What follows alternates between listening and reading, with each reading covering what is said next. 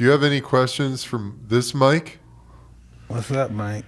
Hey, Mike, you know, I told him when I first met him just now, I said, you know what, I have a lot of respect for Mike because he's just so honest and sincere. I mean, I noticed that over the years watching you so many times. And I respect him because he's a survivor. You know, he went through all of this stuff. And look, when you go through all of this stuff in life and you come out, you don't have to say on top, but you come out in the position you're in now, you got to respect that. And I have a lot of respect for that. And I'm not just blowing smoke. I'm being honest with you. I'm just grateful. You know, I don't know what's going to happen. Sometimes, you know, I was just relapsed on drugs and OD'd a year ago. You know, it's all about giving up. You know, Yeah. just submitting to life. And I tell you else I wanted to say when you said you was a man of faith. I think everybody, even the atheists, when it comes, some part of their life, it comes that, well, I do believe. I'm a believer. Yeah. And you can't die, you know, if you have any kind of real logic of who you are.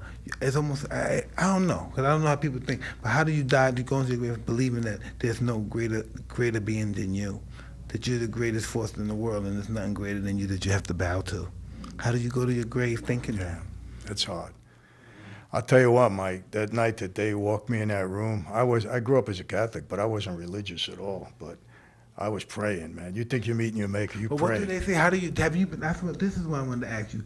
Have you been around like this and you knowing this guy's getting ready to die soon?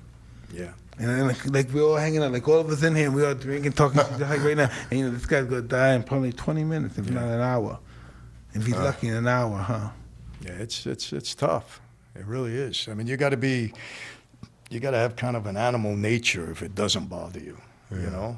Look, you know, I did things in that life that were very unpleasant. But what you do is, you know, you kind of step outside of yourself for a minute. Do you hear them beg for their life? Yeah. You hear them beg? You hear them, do you see, you fucking smell the shit when they die and the shit comes out? Most of the time, they don't know what's happening.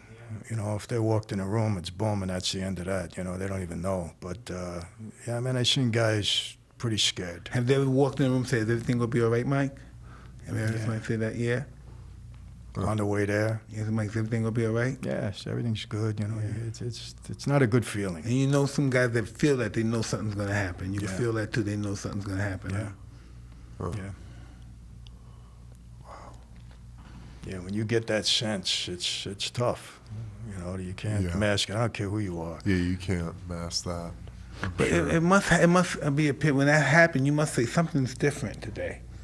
You have to feel that feeling. You know, something's just different today. Yeah. You may not know you're gonna die, but you must be something's different today. Yeah. Who knows? Yeah.